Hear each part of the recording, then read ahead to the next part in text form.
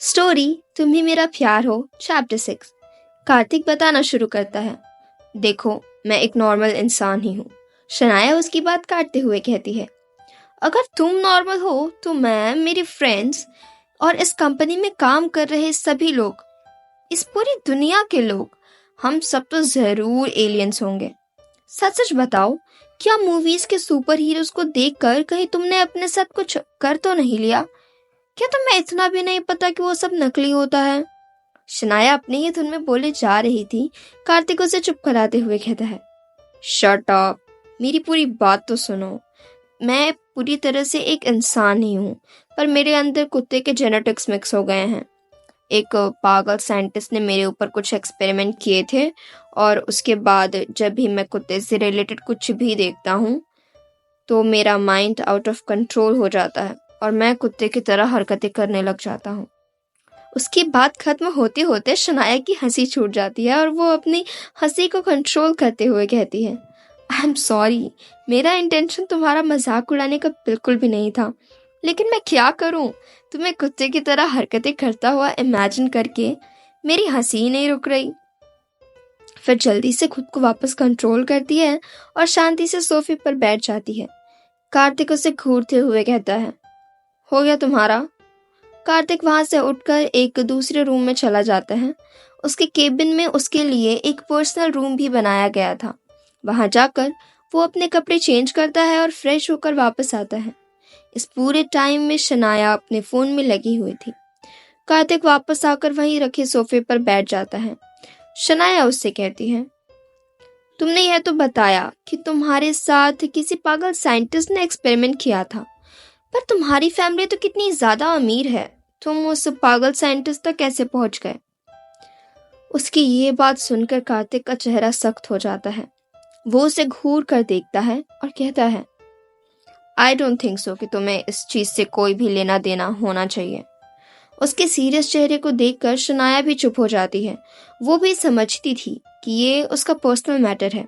कुछ मिनट बाद शनाया उससे कहती है, मुझे पता है मुझे ऑफिस में डॉग फूड नहीं लाना चाहिए था, पर वो तो मैंने 2 दिन पहले ऑर्डर कर दिया था और मुझे नहीं पता था कि तुम्हें इस तरह की कोई परेशानी है, और ना ही मैं वो खाना तुम्हारे पास लेकर आई थी। तो तुम्हें नहीं लगता कि तुम्हें मुझे जॉब पर वापस रख लेना चाहिए? कार्तिक उसे घूरते हुए कहता है, नहीं, मुझे ऐसा नहीं लगता। शनाया कहती है, पर तुमने डॉग फूड खाया, इसमें मेरी कोई गलती नहीं थी। कार्तिक उससे रूडली जवाब देता है, अब तुम यहाँ से जा सकती हो और तुम्हें यहाँ वापस आने की कोई जरूरत नहीं है। शनाया को कार्तिक के रूड बर्ताव को देखकर गुस्सा आने लगता है। शनाया उसे अपने फोन में एक वीडियो चलाकर दिखाती है। कार्तिक उस वीडियो को देखकर हैरान हो जाता है। शनाया कहती है, क्या तुम अब भी यही कहोगे कि मुझे यहाँ वापस आने की कोई जरूरत नहीं है? शनाया जब ऑफिस में आ रही थी तो बहुत अंधेरा था, और जब उसने अपने फोन में टॉर्च ऑन किया था तो गलती से रिकॉर्डिंग भी स्टार्ट हो गई थी। वो आगे कहती है, अगर ऐसा है तो तुम्हारी वीडियो तुम्हें जल्दी ही सारे सोशल प्लेटफॉर्म्स पर वायरल होती हुई मिल जाएगी। उसकी बात सुनकर कार्तिक उसे घूरते हुए कहता है, वीडियो डिलीट करो, वरना तुम नहीं जानती कि मैं तुम्हारे साथ क्या कर सकता हूँ। शनाया को उससे डर नहीं लगता। वो उसे चिढ़ाते हुए कहती है, क्या तुम मुझे काटोगे? कार्तिक अब उससे बहुत इरिटेट हो रहा था। वो अपनी जगह से उठता है और उसके फोन को छीनने की कोशिश करता है। शनाया फोन को अपने पीछे छुपाते हुए भागने लगती है। कार्तिक उसके पीछे भाग रहा था। भागते हुए शनाया उस टेबल के पास चली जाती है जहां थोड़ी देर पहले कार्तिक बैठा हुआ था। कार्तिक की नजर वापस उस कुत्ते पर चली जाती है और उसकी सांसें तेज चलने लगती हैं।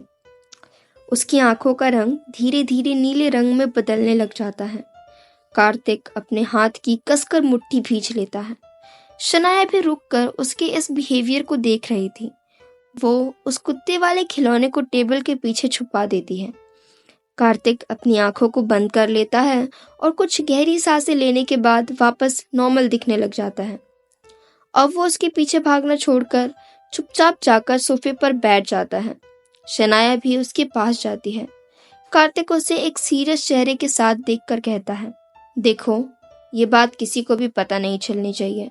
वरना मेरी जिंदगी बर्बाद हो जाएगी। शनाया भी अब उसकी परेशानी को समझ रही थी। वो हाँ में अपना सिर हिला देती है और कहती है, कार्तिक, मुझे इस जॉब की बहुत ज़रूरत है। मैं अपना ऑफिस नहीं चेंज करना चाहती। प्रवीण अंकल भी मेरे पापा के अच्छे दोस्त हैं और अगर उन्होंने मेरे जॉब से निकाले जाने के बारे में पापा को बताया तो वो मुझे घर वापस बुला लेंगे। इसलिए मैं ये जॉब नहीं छोड़ सकती हूँ। या तो तुम अपनी मर्जी से मुझे यहाँ रखो या इस वीडियो की वजह से, लेकिन मुझे अभी ये जॉब नहीं छोड़नी है। कार्तिक हाँ में सिर हिला देता है और कहता है, ठीक है, लेकिन अभी इस वीडियो को यहीं मेरे सामने डिलीट करो। आई प्रॉमिस मैं तुम्हें जॉब से नहीं निकालूंगा। शनाया उसे शक भरी नजरों से देखती है। कार्तिक उसे घूरते हुए कहता है, मैंने कहा ना, मैं तुम्हें नहीं निकालूंगा। वो मुस्कुराते हुए कहती है, ठीक है, अब मैं चलती हूँ। कार्तिक उसे पीछे से आवाज लगाता है और कहता है, तुम प्लीज इस बात का ध्यान रखना कि ये बात किसी और को पता ना चले। शनाया हाँ में सिर हिला देती है। कार्तिक कहता है, और ये वीडियो? शनाया जवाब देती है, ये तो मेरे पास ही रहेगी, पर आई प्रॉमिस कि मेरी वजह से ये बात कभी बाहर नहीं आएगी। इतना कहकर वो वहां से चली जाती है। Thank you so much for listening the story. आगे स्टोरी में क्या होगा जानेंगे नेक्स्ट एपिसोड में। Bye bye.